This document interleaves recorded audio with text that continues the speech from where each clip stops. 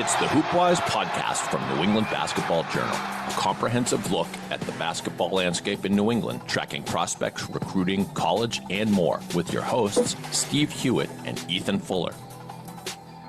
Welcome back to another episode of the HoopWise Podcast, part of New England Basketball Journal. I'm Ethan Fuller, joined as always by Steve Hewitt. We are grinding through the summer heat. I don't always love it, but it's been gorgeous weather the last couple of days. And really excited to keep our guest list rolling too. Tara Brisson, now I can say Class AAA champion at Tilton, also our Class AAA Coach of the Year. Tara, how are you? And my first question, do you enjoy the summer heat like this? I'm well. Thank you for asking. And yes, I am one of those people that I know that I love the winter season, mostly because of basketball, but I would much prefer it to be hot than to be cold. Okay. All right. We'll take that then. We need that. I'm the opposite. I can't do something. Yeah. I'm a winter. I'm a fall and winter guy through and through. So I guess basketball is perfect for me. So I'm a winter guy too. So we need your energy here, Tara. Thank you. And for people who don't know who Tara Brisson is, let me give a little bit more background. You have been at Tilton for 16 years and kind of worked your way up the ladder from Class C champion in 2011, Class B champs 4 times, I believe, between 2013 and 17, then Class A champs 2020, on the cusp 2 Class AA finalist runs in 22 and 24, and then finally broke through at the highest level this past season. We've covered your run a pretty good amount at this point, so we won't talk too much about last year. We'll touch on it, but now that you're a couple months removed, do you still allow yourself to savor where you're at right now as Class AAA champions? Yes, especially if I'm, having one of those days where I want to remember that moment, or it's actually one of the things that I talked about with my team a ton, right? Success really changes nothing. It's one of those things where you're trying to figure out, okay, why do I do what I do? And ultimately it's to obviously achieve excellence, but also build those relationships and consistently achieve joy. So I try to live in the moment as much as possible, but then also relive the memories that are the best memories. And that day was definitely one of the best memories I've had in a really long time. Yeah, that's really cool. What do you think you'll remember most about that individual team? Because again, you've won a lot, but obviously this team won on a different level. You could remember individuals right from the team, but also I could just remember who they were. And they were definitely not the most talented team I have ever coached. And I've coached a lot of talented players. I'm fortunate enough to have been able to do that. But they just were, they were the best team, right? So they bought in, they asked the most questions, they worked the hardest, and they just really executed game plans when they needed to, and slowly realized that it wasn't about their individual performance, but instead our collective performance that was going to win us championships. And as soon as the light bulb went off for that, the rest was history. We did end the season on, I think, a 17-game win streak after we had lost to HoopSac at home and then lost to Nobles pretty handedly at home. We kind of had a, come to Jesus talk to say, okay, if we just want to be an average team, that's fine. Then we'll just continue to do what we're doing. But if we want to do what we say we want to do, which is win championships and achieve the AAA championships and then the National Prep School Championship, then we've got to change some things. And it was in that conversation, that team meeting, in that moment where we just said, okay, then, it's no longer about the plateauing here and staying in the average, but instead being above average in all these areas and working a little bit harder. Yeah. Yeah. And I think it's neat that you kind of acknowledge that maybe on paper, this wasn't your most talented team. Again, and we've already talked about this. I looked on paper a lot of the times through the season, and there were other teams that probably had better college prospects or more highly touted names. And you proved a lot of people wrong, and you again weren't shy about letting people know that too, which I thought was really awesome. I think I want to actually go back a little bit too, because I think part of what I want to do with this episode is kind of explain how you kind of developed this coaching style and persona that you now have. So just again, a little bit more background. You played high school in New York, played college at Hobart and William Smith in New York, were a successful player there, then quick assistant coaching stops at Williams and St. Anselm, but then you got to Tilton in 2009. Can you explain what your approach was arriving there? Because that, not to like age you or anything, but that's a pretty good long time ago at this point. Like, what did you kind of need to learn when you got to a head coaching job arriving at Tilton? Ethan, I love what I do and I'm super passionate about what I do. So I don't really need external motivation, but I'm just putting this out there. Sometimes some of the things that you wrote or you said gave me that external motivation that I need. Okay. We talked about this a little bit. Oh, I love it. No, I know 2009 was a really long time ago. I understand that. So actually I went from Williams, worked under Pat Manning, who was phenomenal. I'd still consider her a mentor. She's still at Williams now. I worked at St. A's for 2 years and then I actually got offered a job at the University of Maine. So I was slowly climbing my way up the ladder to, possibly become a Division I head coach someday. Obviously it was a long time ago, so it would have been a much different trajectory than some of the assistants have to take now. But my sister-in-law actually graduated from Tilton and said, they could quite possibly be looking for a head coach of their girls basketball team, and their boys basketball team just won the National Prep School Championship in 2009. And they're really, really good. And they want the girls program to emulate the boys program. Would you be interested? And at that point, I'd kind of decided, to no one's fault, that I was ready to have my own team and not be told what to do and do other things. So it was a really, really good moment for me to just kind of come on the interview and figure out. Also, along with that, with wanting to be a head coach, I was ready to coach this age group, right? A college age group and a high school age group are very different. And I really felt, kind of pulled towards the high school age group because it was a way that I saw that I could be impactful overall, not just to them as basketball players, but for them as human beings. And that was important to me. And fast forward 16 years later, as I begin my 17th season next year, I don't want to be anywhere else. I've really been, like I said earlier, fortunate enough to coach pretty incredible kids, forget about the basketball side of it, but just really good humans, and feel as though, I've been able to change their life and some kind of growth, whether that be as a person, as a student, or as a basketball player. And that's what's most important to me. I know that we've won a lot and we've won a lot of championships, but the relationships that I've built along the way over those 16 seasons are my trophies, right? Those are the things that I hold the dearest. And I still have conversations with kids that I coached in my first year. Those conversations make me feel very old because they're getting and having children.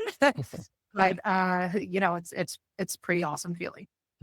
Are there any particular relationships or kind of special bonds that maybe have carried maybe are stronger than others, or who comes to mind in your 16 years of the kind of special players you've been able to coach, maybe players that made you a better coach or maybe taught you some things? Like, who are some of those maybe that stand out to you over the years?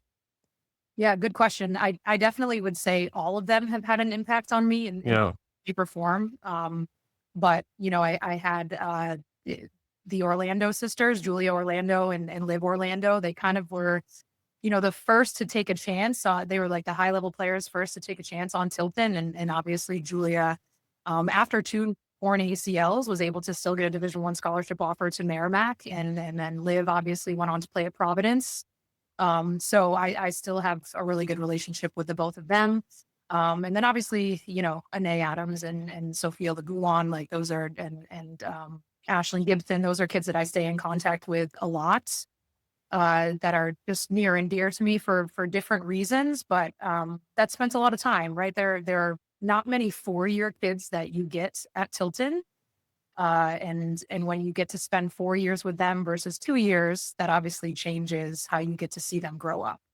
So I would say those names in particular, and not just because I got to spend so much time with them and coach them, but because they've made a lasting impact on me and my family, right? They've become my family since graduating or since being here at Tilton. You talked about how the high school level was an area that you thought you could be particularly impactful in as a coach. When you, again, over the years, as you've kind of learned what high school players need and just high schoolers need as people, what do you think comes to mind when you think of just how you can best support them as a coach? Because again, like high school age is a very important time in a lot of people's lives. The players that you're getting have various levels of aspirations and needs and outside of basketball lives. What do you think are the common themes of like ways that you feel like you can help them? And that can be off the court too. I think, being an advocate for them is important at their age. And that doesn't necessarily have to be in terms of, their college recruitment or their college placement, but just, them in the classroom or them socially, right? If they, and so I feel as though I can advise them in a lot of different situations. And this is the time where in their life, so many things are changing and so many things are new, and they're still developing, parts of their brain, especially where, if I can be that person that they either need to lean on or be that person that challenges them to achieve what I know they're capable of, I feel like I hold a good balance of both of those things where, I'm able to hold them to the highest standard, that even if it's a standard that's above what they think that they can achieve, as well as care about them and love them in a capacity that's going to, make the tough times easier and those really hard moments a little bit less challenging, to help them get to that standard that I've set for them. Again, we've talked about this multiple times before. You have this kind of innate confidence in yourself and your ability, and even like your ability to continue growing as a head coach. Was there a moment in the 16 years that you've been at Tilton where you felt like I don't want to say arrived, but like felt secure in like, okay, this is what I meant to do. I know that I'm really good at it. I'm ready to kind of keep this train rolling? Or was it really day one, you just knew? What a good question, right? The egomaniac in me would be like, oh, day one, I was ready, but that's not accurate.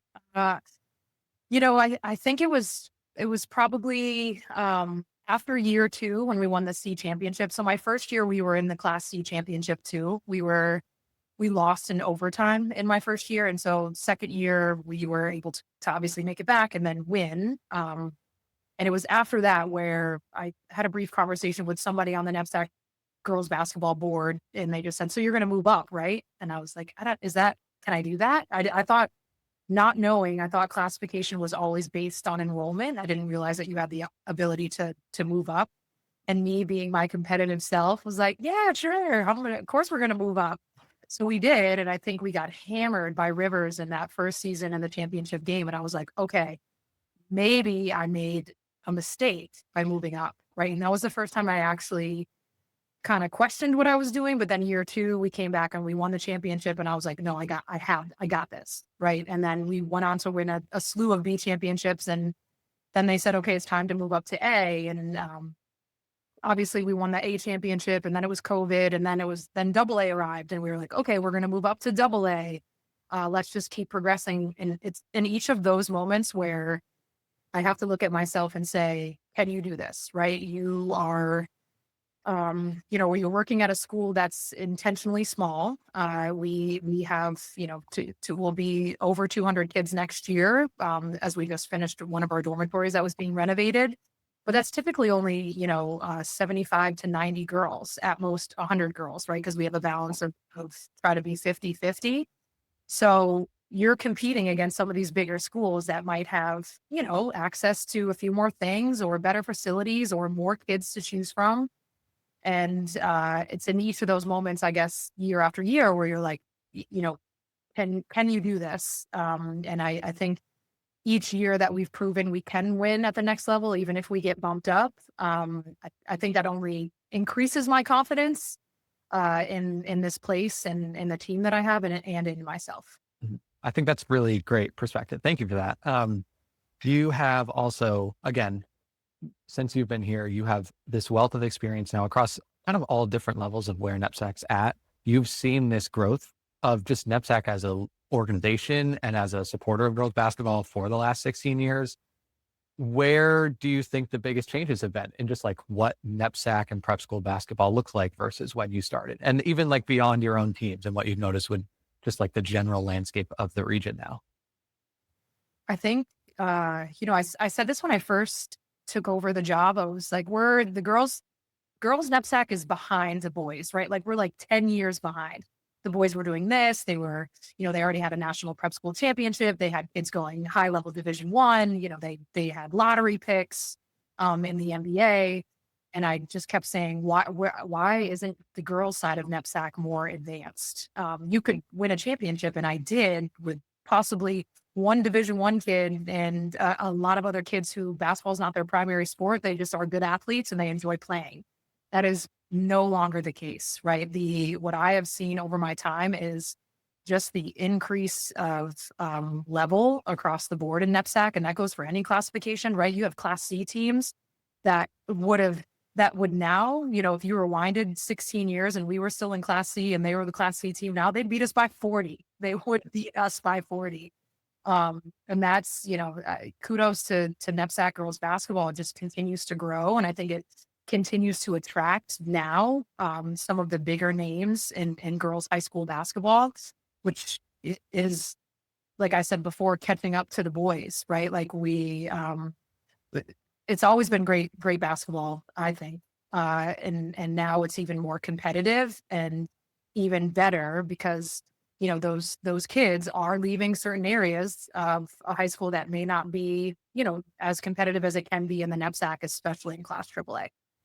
Yeah. I think it's just really incredible to see the growth in such, like, again, this is kind of a relatively short period of time. Like it hasn't been 30 or 40 years. This has been a slow build. Like it's happened really, really fast. And my other question kind of off that too, is there are a lot, especially one of the things I'm working on right now are a lot of these kind of new coach interviews and seeing who wants to take coaching jobs in NEPSAC. And there are a lot of people who are really interested in leading a lot of these programs. There are a bunch of new programs that are popping up. Do you have advice for people that want to jump into coaching now in NEPSAC about what it takes to not only just be a head coach, but also be a like NEPSAC member and a leader in this kind of region? What advice would you give them? I would say first and foremost, stay true to who you are, right? Because there are, a lot of influences out there, and there are a lot of people who like to have conversations and talk and, send you recruits and help you with your program and do different things. And really in reality, I think, young head coaches just, it's easy to say, okay, I would love to win right away. Like I'm competitive and I want to win right away. And if I have to do it this way, that's okay. But ultimately, does that disappear? If you stay true to who you are and the things that are important to you and things that whether it be your coaching style or the philosophies that you bring and the, key terminology that you use with your team year after year, those become more important when you're building your program and your culture than that one kid that maybe you got for 1 year and made your team really, really good. So my advice always is to, maybe pay less attention. And I know this is coming from me, but maybe pay less attention to what the score says on the scoreboard, in those first couple of ends and what your win-loss record is and how you built your culture, right? Because families are attracted to teams that have a culture, not just of winning, but of, growth overall as a human. And, how can you help my daughter become successful in all of these areas of her life? And I always encourage families to understand that the stability of a culture of a program is far more important than the instant results or the winning that may happen once. Yeah, I think that's fantastic advice. Wow. Thank you.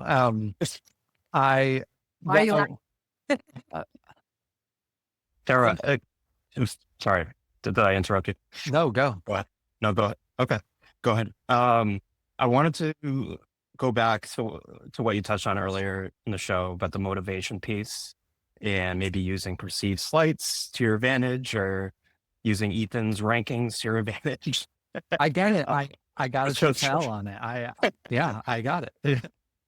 But as much as you want to share, I'm not trying to get you in trouble or anything, but what did that kind of look like for you? Are you putting stuff on a bulletin board? Are you texting your players and your team about what things are being said on the outside about you? Which I think is kind of interesting, because a lot of coaches will go up on a podium and talk about how they're trying to block out the outside noise and what on the outside doesn't matter, which I'm sure you still believe in to a certain extent, but to maybe use that as fuel for you. And is that just kind of how you're wired, or like how does that kind of look like for you? Yeah, I think I honestly, even though I've been really successful, I just am wired to always be the underdog, right? Yeah. And that's where, you know, I have that message to my team in terms of, you know, you're going to be underestimated at some point in your life.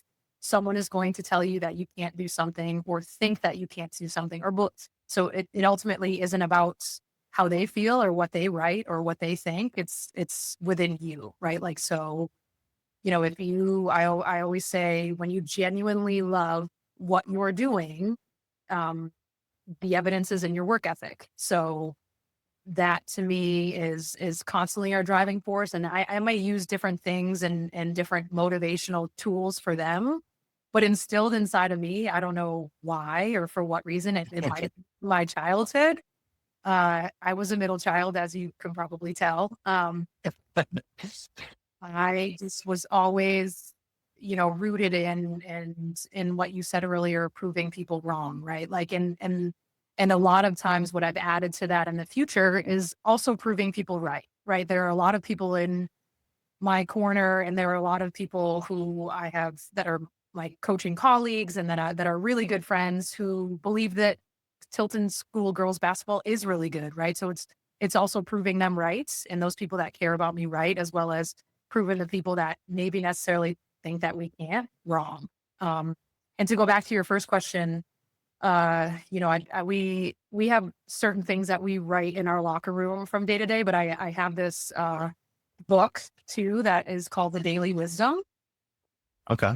So that was our motivational tool, and each day had something specific for you to read and connect with.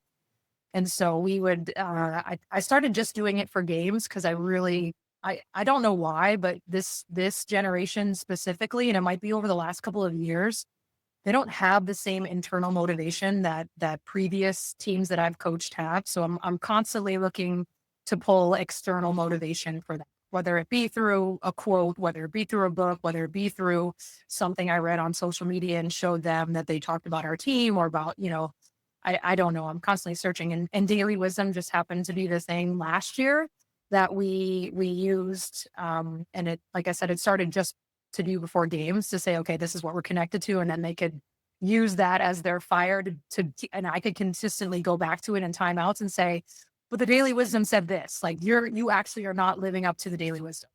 And then it became, you know, well, where's the Daily Wisdom before practice? And I'm like, guys, we don't need a Daily Wisdom for practice, do we? But they needed it for practice. So it's kind of, I know what internally drives me. And I'm a very driven and disciplined person. But when you're working with teenagers, it's going to be something different for each. And so if you can find that thing, and it's going to be different annually, maybe sometimes the same, if you can find that one thing that connects all of them and that they can feel connected to, I think you can really start to pull out, you know, the beasts and lions inside of them. I think that's really cool. And not to put you on the spot, because I know you have so many of these that maybe one doesn't stick out to you, but is there one piece in that Daily Wisdom book that you thought really worked for like a specific time that your team really needed it? Or like, do you remember what the Daily Wisdom was for the championship game, or maybe some other moment that the team was really struggling? I don't know if there's a single one that was really helpful. So I'll let you into the insight. I had to change the Daily Wisdom for the championship game, and my kids have not let me live it down, because a lot of them have bought this book and they also read it themselves, and they're like, you lied. The Daily Wisdom of the championship game was not that. It was the day after. But the Daily Wisdom of the championship game was something about learning from your losses. And I just feel like it wasn't a great Daily Wisdom. No, you can't do that.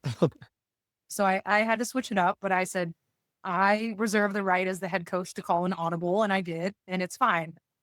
But it was sometime in February. I don't remember what it was exactly, but it was just a quote that we used before we played Tabor at home.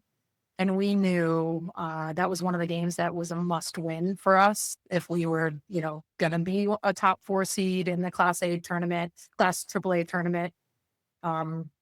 It was really important for us to beat Tabor at home because we had lost to Tabor on the road earlier in December. So that day I read the Daily Wisdom, and we played really, really well. And I think it had something to do with leaving your, individual motivation or frustration at the door, and learning how to play together as a team. And we did. In that game, we played pretty well defensively. We played almost flawless in some areas. So I was like, okay, Daily Wisdom works. I guess this works, and we'll go from there. But I remember that moment specifically, and I remember the championship game one having to change it just because of that. I mean, the kids, it's so funny too, right? You think it's something that's valuable for you. I read it every morning, regardless if we're in season or not, because I can connect it to some area of my life. But for them, you think it's just going to be this thing, but then it becomes really important that they buy their own copies, and they want to read it too. So that only, makes me feel as though that the things that I'm talking about in the locker room and during games are resonating with them, and they're actually listening. Yeah. Yeah. It's amazing that you can see, like, you can point to specific games and see kind of a direct impact of an individual quote. And it's great. Like, I know you two, you have the single, what is, oh my gosh, I'm blanking on it. The mantra that your team has. It's like, is it just we are us? Oh, we got us. Oh, we got us. Yes. So that is like the overarching one that you've used a lot of the time, but it's also very cool that you can like just hone in on specific lessons that you want the team to learn throughout the season and have it have a direct impact. I think that's really great. Yeah. Not to interrupt you, Ethan. I found it, so I know that this is being recorded and you can go back and splice it. But the one before the Tabor game was belief fuels action. Okay. That was the wisdom. So it basically says, while the overarching goal of improvement stayed the same, reframing it into something each player believed in made all the difference. Progress isn't about making monumental leaps. It's about taking consistent, attainable steps forward. Yeah. I love that. Yeah. That's really cool. Thank you for finding that. Great that you have the book. We appreciate that. Every day I read. Cheers for prepared. Yeah. Okay. I think I want to transition a little bit from all this coaching talk has been awesome. I do want to transition into preparing for next season, because we have a lot, again, it's very early, but your team we're pretty excited about. I want to start with some of the key returners, and I know you have quite a few, but Brooke Muller, Bella Kakuta, Maddie McCaffrey, especially the backcourt with Maddie. I know Lindsay LeMay was injured late last season, and Maddie stepped up, and even in the championship game, she was awesome in that game. But those three coming back, how important is it to have the three of them just as culture setters, tone setters, great individual players? What do you want to see from the three of them?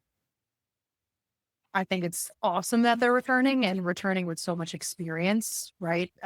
They were both on all besides Bella, Brooke and Maddie were here when we lost in the championship to Nobles the year before, right? So they were able to kind of remember that moment, channel that, and figure out, okay, I don't want to feel this way again. So just being able to have that experience where you're playing in these high level games under some pressure, right? It has meaning.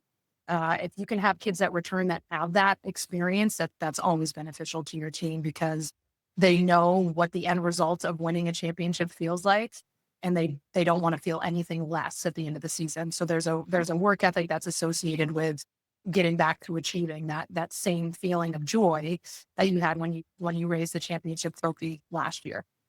And obviously they're very talented. And what I expect the most from anybody that's a returner is the culture consistency, right? That new kids are coming and they're unsure of what a workout looks like and what's expected from Coach Brisson. And, that's where the kids that have been in the program for multiple years can really set that tone from the beginning and, kind of teach and help the new players understand, okay, this is what Tilton basketball looks like, and this is what we do, and this is why we've been as successful as we have been. And I think it's helpful for everyone. So I try to always return more kids on my roster than graduate, just so you can continue to keep that culture consistent. Yeah, definitely. And I think when you talk about the work ethic too, it kind of gets overshadowed in some ways, but the fact that you won a AAA championship, and then what was it, 3 days later, you won the National Prep School Championship, just like running on fumes basically with the whole team. So the fact that those three have done that is just a great testament to the work ethic that you're talking about. And then going to the new additions, we'll get into some of them. We got to talk about Bella Owumi. I'm going to guess most of our listeners, I would hope, have heard of her at this point. I've watched her since, I think, 7th grade when she was starting at St. Mary's. Not too much else you can say, like 3-time MIA state champion, ranked 32nd in the country. Just probably like the breakout star from here this spring and summer. She's just doing absolutely ridiculous things right now. Base question. I know Steve has a question too, but just a base question, like how excited are you for her, and what does bringing Bella Owumi in look like? I've been watching her since 7th grade too, and planting that seed and really trying to get her to come to Tilton, right? So I feel really fortunate that she chose, playing at Tilton and playing for me. She's a kid that has numerous opportunities, and one of them was to stay at St. Mary's in a program that obviously wins, and she's been super successful in, and she has a great coach there. So like I said, I feel really grateful that she has made the choice to say, okay, I want to continue to evolve my game and continue to really compete at the highest level and challenge myself even more at the high school level. So I'm going to go to Tilton and play for Coach Brisson. So I feel really excited about that. I think it's the change that she needs. I think because she is so talented, she's kind of done all she can do in the state of Massachusetts in that division of basketball, right? I think there's kind of, it's now time for her to say, okay, what else can I achieve? And I've seen a lot of my AAU teammates and people who are my friends go on to play the highest level of basketball and be prepared and play as a freshman because they're coming from the NEPSAC, which I think NEPSAC girls basketball now prepares much better to play at the collegiate level right away. Not go and sit on the bench and wait your turn, but actually be impactful right away as a freshman. So I think, she will be a staple in terms of what we want to do. I also know that I coach against a lot of smart people who have also seen that Bella's coming to Tilton. So they will have a game plan for her. And this is one of the reasons why Bella is so awesome, right? We're constantly in conversation about what she needs to continue to do to get even better, right? Like, and as she does that and works really, really hard to do those things, as she will and continue to do over the summer. And then when she gets here in September, we'll pick up where she left off. I think she'll work her way into being, almost unguardable in the NEPSAC. And then being a two-way player and her defensive prowess too is just, for me, that's far more important than someone who can put the ball in the basket. She just will be really disruptive on the defensive end to a lot of teams. That's excitement. Fair, absolutely. Like Ethan said, Bella's obviously ranked 32nd. Is that right in the country for the 2027 class, which is obviously awesome and exciting. How do you, as a coach, kind of handle that? I assume there's going to be probably even more maybe outside expectations. More people know about her. And more people are, like you talked about with other teams, are going to be game planning for her. There's just a greater sense of maybe expectations or responsibilities, maybe a target in some cases being a ranked player. And I know you've coached another top 50 player in Anae Adams, but what kind of goes into maybe managing that? Is it something you even talk about with the ranking stuff? How important is that? And like, how do you just manage and handle that as a coach? Great question. We do talk about it. We talk about it mostly Yeah. because I think she should be ranked way higher than 32. That's Okay. just my opinion. I don't work for those committees. But I think for her first ranking and being 32, that's pretty. So that's the conversation we've had about it, right? Not, Yeah. not you have to meet other people's expectations for yourself, right? This is about you and your journey. So all I try to do is be someone who's an advocate for young people, Bella specifically in this instance, and help her achieve her dream, right? So we talk about what her dreams are and what her goals are and how we can work together to make sure that those both her dreams and goals are achieved. And that doesn't usually include conversations about rankings or social media or any of these things. It includes like, hey, you're here. And that also will be the best thing about, being at a boarding school and being in northern New Hampshire and kind of removed from, the outside forces in person and just being here and specifically getting an opportunity to work on herself, right? Not only as a basketball player, but as a person. Just helping her understand that all of those things are great, but if you just have rankings and you just have conversations about you and you just have video, but you never are able to get to the point that you want to, then was it all for nothing? And she's, again, going back to, a number of characteristics that I love about the kid already. She's very humble, right? For her ability and her athleticism. She is not someone who's thinking that way. She's thinking of, am I behind all of these other kids? What can I do to get better? How do I catch up? How do I be number one ranked in the position instead of 32? And that's the type of kid that I love to work with, right? Not the kid who has felt like, okay, I'm number 32, so I've done everything that I can do and I'm all set and I don't have to worry about it. No, she's the opposite of that.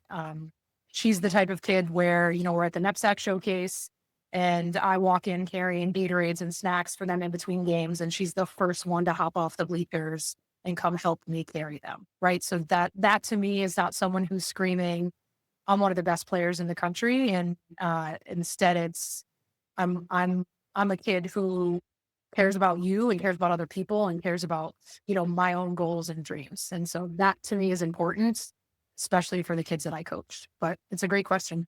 Yeah. Yeah. Great question. Thank you, Steve. And again, going off like NEPSAC showcase, just experiences too. For me, it was amazing watching her. I watched 2 of your games, I think, and she had 2 of the tougher matchups that you could really ask going against Elise Ngenda, first game against New Hampton, and then Alana Morantis, who I also think is an awesome player now at Nobles.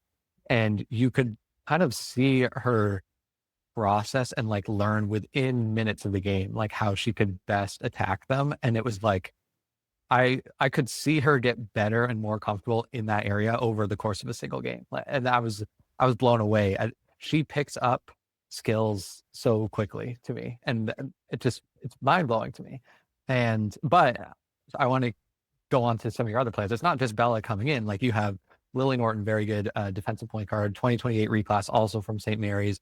You have Cam Durba, lights out shooter, coming from Dexter Southfield, reclassing to 2027. You've talked to me that you have even younger players below them that you are really excited about that could make an impact this year. This is it's a younger team than last year. It's still not super young, but I don't know if your goals really change that much, but do you allow more grace for the learning process, I guess, this year than last year, or is it still kind of the same approach? Yeah, I don't want to lie to you. So I hold a really high standard and that's regardless of what grade level you're in. So I will have 2 freshmen on my team this year, which is very rare. I typically, I think I had 1 freshman last year. Then before that, Nay was the last freshman that I had. But these 2 freshmen, I'm really excited about, right? So they may be freshmen in terms of their grade level, but not in terms of their maturity of the game, their IQ, their ability to play, their strength level. So I will keep my expectations for them the same that I will, the senior leaders that are returning for their 3rd or 4th year, just because, I can't, I don't want to, I may have to coach some of them differently in terms of what their personality is, but I want to hold them all to the same standard of this is where I expect you to be. When we begin the season, and then there will be growing pains throughout the season, but this is where we should end it. And each of you individually might have to do different things to end there, and that's okay. We'll put together a plan for each of you. But yeah, I think grace is definitely a strong word for me to use. But I know that, people have this perception of me that I'm feisty on the sideline, and a lot of times it's just advocating for my kids, right? So if you see me in a practice setting, yes, I'm challenging, but I'm also really patient. And I think that helps kids be less nervous and be willing to learn and willing to absorb, versus me, banging down their neck constantly and saying like, why don't you understand? Because each kid learns differently, right? One kid may be a visual learner. One kid may need to see me draw it on the board. One kid may need to actually walk through it. So we try to do all of those things just to meet the learning needs of every single kid that I coach, which I think is important. The one kid that wasn't there at the NEPSAC showcases, I have a stretch 4 who is a reclassified 9th grader from the UK. She's, I think, 6'2". I think she's 6'2" now. Yeah, so I wasn't going to have her come over to the NEPSAC showcase just for a weekend. But she'll be our number 12th player. I mean, she won't be number 12 in the rotation, but like she's our default person on our roster. Okay. Wow. What's her name? Her name is Elodie Dejong. Okay. I'll give it to you. But she, awesome kid, awesome family. I'm really excited because she, as you saw in the NEPSAC showcase, there were some times where we got out rebounded. I don't know if that's because they were, in a mode where I wanted to get out and transition, and they forgot that they can't transition without the basketball. A lot of teaching tools there, but we've got to get a little bit better, rebounding. You lose Colleen Fury, you lose Tish Blackwood. Like, they were really strong rebounders. So Elodie's really going to help us with that too. Okay. All right. And note taken. I also think it's funny that I can hear you talking, and I think we discussed this before the showcase even happened, that like I wasn't going to take away too much from wins and losses and team play really, but you knew that you were going to, even though maybe you shouldn't have as much. And I can hear that you, even though they're exhibition games, you were obviously see a lot of growth from them. And I could even see some of the other coaches too, like some coaches got into these games, and I think it's great, but I was really surprised that like these are just kind of summer runs, and people, like the intensity level is really high from the coaches too. Yeah. We lost to New Hampton by 2 points in our first game. Not that the scores mattered, but I had, kids in there that typically aren't going to play a ton of minutes, and Jamie has Elise in still at the end of the game. And I'm like, I thought this was, like camp. I thought we were so it was in that moment where I almost subbed back in my starting 5, but I didn't, because that's growth for me, where it wasn't so much about the scoreboard. It was about having an opportunity to see what I have, right? Like see who's going to fit where, what do rotations look like. And each of those kids took that long drive to Connecticut. So have exposure. There was a ton of college coaches, especially in our first game. Oh my God. It was so every kid that, commits to being on this team deserves a chance to play for those coaches. So that was the one moment in my life where I was like, I don't care what the scoreboard says. I could call a timeout right now and run an end game play to hit a 3, but I'm not going to do that.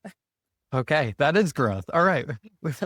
And I think, sorry, I was going to say I can speak to that from the boys' side, because I was in Avon this weekend, and there was one coach who I won't name, but I think the entire gym heard him screaming at his players at one point in a huddle, and I was like, this is still just an exhibition game, right? But it got pretty competitive and fiery in a lot of the games, so which is cool to see for what it's supposed to be. But yeah, when you have Division I coaches on the sideline, I guess it gets competitive juices flowing. Yep. Yeah, I like these showcases a lot. I think the whole setup of them is really neat. And I'm glad you picked that game to quickly mention, because that's the segue into my last question. I really like New Hampton a lot, but you're in a little bit different position. Maybe you don't see it that way. For the first time entering a season, and we're still a long way away, you are considered like a favorite in Class AAA. And I know, yeah, Products. I know it's different. Some more material this year. Yeah. It's going to be, sorry. I don't know if you'll enjoy my write-ups as much this time, but I guess, I don't know if you really thought about it yet, but what changes being a defending champion, being a team where everyone knows that the talent that you have now and what is expected, does anything change for you? Yeah, I think our messaging has to change, right? Because what they're reading now is no longer, about the other teams and what they have. What they'll be reading is about our team and what we have. So it's helping them understand that yes, these words are great and these articles are great, but they don't really mean anything unless we're able to achieve what the people are writing, right? So kind of keep them in that mindset away from, the what ifs and the, maybe if we do this, and instead of control what you can control, right? And we can control how hard we work every single day and what we want to do together as a team, and, who wants and achieving this level of selflessness in our team because we are so talented, right? It's not going to be, for us to win. And this is what I said to our team last year, especially with Bella Kukuda and how offensively talented she is as a scorer. For us to win, we're going to have to be, we're going to have at minimum 3 people in double figures, right? It's not going to be one person scoring 35 points a game. That's not going to help us win because that's really easy to defend. So my message will just be about that, right? And my consistent message is always about building a team and really getting them to understand each other and trust each other and believe in each other, because I'm, despite what some people think about me and being fiery, I really am not a coach that yells at kids for missing shots or turning it over or anything like that. Those are all parts of the game. They're mistakes that happen to you as a player. That stuff doesn't bother me at all. And so I try to tell my team, don't let that bother you either, because then you're just being selfish and thinking about your mistake that you made rather than getting back on defense and helping us get a stop, right? That's the stuff that I typically really try to harp on, and just building this idea of team that, I'll do just as I've done every other year for them to understand. It won't be one person. It'll be all 12 of us. And it will only be all 12 of us when we're able to work together that we can achieve what we set out to do. Mm-hmm. Yeah. We got what? Is it 5 months until the season? I'm already pretty excited. Hi, I'm Jamie Marcoux, AVP for Athletics at LaSalle University. We're proud to offer 15 NCAA Division III varsity sports teams. And last year, all of our varsity teams advanced to the conference playoffs. Our student athletes excel both on the field and in the classroom. LaSalle offers over 60 majors and minors and is located just 8 miles from Boston. With one of the most affordable private educations and housing ranked #1 in Massachusetts by Niche, we're committed to providing an exceptional college experience. Visit lasalle.edu to learn more. All right, producer Yaz, let's go. Full court press. Full court press. Yes, welcome back to Full Court Press, where I have 3 questions for all of our panelists here. And Coach, we'll start with you. Easy question to kick things off. If you had to pick one song to pump you up before a basketball game, what song would that be? Tara, your thoughts? Oh, great. Great question. I guess I would go with Anything by Eminem. Oh, nice. Ooh, okay. That's mine. My little Lose Yourself. No, I'm more of a Without You guy, but Lose Yourself is great as well. Oh, wow. All right. Well, Tara won that round. We're just going to move on. No, I'm just kidding. I'll let you guys answer too. Ethan, your go-to pump-up song before a hoop game. Okay, man. I'm going to be torn because I think there are 2 kind of vibes that I'll go into games. I play basketball too, but if I'm going into games, I either want I'm a big Don Toliver guy. I don't know if you're going to know him, producer. Yeah, Steve, you know Don Toliver? Yeah, I know Don Toliver. So what genre are we talking about?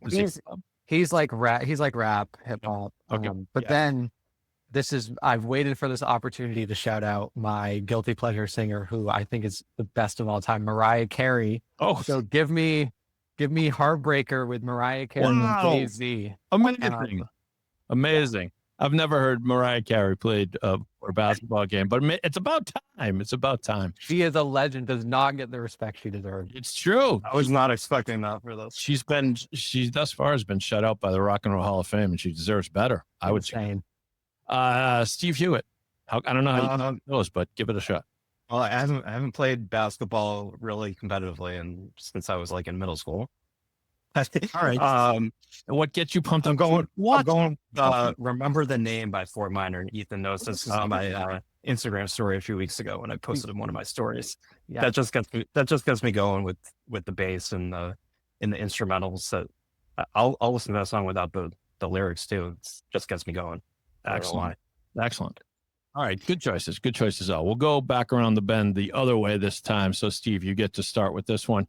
Is there a signature basketball shoe you've always loved or coveted, or perhaps one that you did own, the ultimate hoop shoe for you at any point in your life? Could be as a young man. I'm stalling because Steve always needs a little extra time. No, I'm just kidding. What do you got? A little slow. What do you got? Do you guys remember the Starberries? That's Marbury shoes that were like Marbury. They were like $14 or $19 or something. Mm-hmm. Yeah, they were. He made them with that in mind to try to make them affordable for kids and families and everything. I definitely wore those, and I was a big Allen Iverson fan as a kid, so the I3s were definitely in the rotation when I was going to basketball camps as a kid. Nice. Ethan, favorite shoe? So growing up, I appreciate my parents for doing this because it was such a waste of $180. I in 8th grade for a birthday present got custom made Nike Hyperdunks with my number and name on the tongue. But I was in 8th grade, so I grew out of them in like 2 months and never wore them again. It was horrible. But very appreciative, like a great gift that I feel bad I couldn't really use. I don't know if I have a dream pair of shoes. I do really I don't know if anyone's seen Shea Gilgeous-Alexander's new shoes that have come out. They're very strange because there's like a zipper on the front that goes over the laces. And I just think they're futuristic and pretty cool. I would just at least like to try them. Absolutely. All right. 2 good choices. Coach, how about you? I'm going to go with, I liked Kyrie Irving's shoe. I don't know if you guys ever saw, especially he had the speckled paint ones too. Those are one of my favorite shoes. And then I like anything Kobe. The Grinches, I shouldn't wear them anymore. I should retire them because the heel is coming off, but I won't for a lot of reasons. And they were always a really comfortable shoe to play in. That's all right. All you guys are too young to have worn the Reebok pump, most likely. But I had the Reebok pump when they were famous because, well, for what they were, they were at the time seemed like an innovation that was bar none. You use the basketball shaped pump on the tongue of the shoe to pump it up with air, and it would tighten around your foot to give you the maximum support. They eventually broke after a little while, but D Brown did pump up shoes before he won the dunk competition. At any rate, it never helped me much. Shout out D Brown, the original Celtics 7 before Jaylen Brown. Yeah. Yes. D Brown was he could jump out of the building. Then he had a knee injury and it never quite was the same, but love D Brown. All right. Final question for Full Court Press. It's an easy one. What player do you remember having on a poster as a kid in your room? So could be college, could be pro, could be whatever. Tara, Coach, do you remember having the likeness of a star in your room at home as a kid? I have 3 posters of the same individual. Yep. Magic Johnson was my favorite player. So wow. I had 2 of his Laker posters and the number 32, and then I had his USA jersey poster. Well, pardon me if I missed this, but where did you grow up, Coach? I grew up in Syracuse, New York. Okay, so it's kind of like no man's land. I got a friend from that area. He roots for the Dallas Cowboys because why not? So you could do worse than Magic. So I bet you remember where you were the sad day when he was diagnosed with HIV. Yep. You remember that? I do. Yep. I remember it was retiring. I know. Yeah, happily he still walks among us, which is amazing. Yeah. All right, Ethan, your thoughts? Okay. First of all, a USA jersey for Magic is cool. That's a cool poster. Yeah. I had two players, Celtics Kevin Garnett, for obvious reasons. And then if you're a good listener of this podcast, you know that I would have an Andrew Wiggins poster. So Oh my God. and rookie year Timberwolves too. We are not playing around. So yeah, Nice. Andrew Wiggins had to be on there. You are so young, man. Yes, No. We're going to high school, by the way. Yeah. we're going to have to do a deep dive one day and a full documentary series on Ethan's unhealthy affection for Andrew Wiggins. It's a mystery. Steve, poster as a kid. I had two. One was Allen Iverson from one of the editions of Sports Illustrated for Kids. I don't know if anyone remembers. They had like magazine. They had these posters in every magazine, and one of them was AI. So that was one of my favorites. I was up in my wall pretty much my entire childhood. And I also had a Michael Jordan one where he was like jumping over like the planets. I can't remember exactly. Cool. But I got that. Was it a Space Jam? Wasn't a Space Jam thing, was it? No, I got it from like a school bookstore thing when I was in elementary school, and I thought it looked really cool. It was probably like $5, and I took it and put it up. And a young Steve Hewitt said, "Someday I will fly like Mike." Yeah, not quite. All right. Well, you've all done very well in full court press. Congratulations. We have some lovely parting gifts for all of you. Andrew Wiggins bobbleheads in the mail, maybe. Are you guys as excited as I am? They don't make them. So Wow. I love full court. Wrap things up. Good. I love full court press. I don't love how it's slowly teaching people things about me that I have kept hidden for so long. So Idea. I'm okay. But yeah, this is an awesome episode. Thank you, Tara, for just the depth of insight in a lot of your kind of evolution as a coach, a lot of just how you approach coaching today. I think a lot of people who listen to this are going to find it really valuable. So thank you so much for coming on. We appreciate it. well, thank you for having me. This was awesome, and thank you for continuing to grow the game of girls basketball. It means more than you know, especially as someone who's been doing it for a long time. This is awesome stuff. So thank you. Thank you. We appreciate it. We're approaching 1 year. This will come out just before a year for us. So we're excited about that. Guys, There we go. Wow. All right. 100%. Very prepared. Thank you. Well, yeah. So for Coach Tara Brisson, for Steve Hewitt, for producer Dave Diaz, I'm Ethan Fuller. Thank you so much and keep enjoying your summer.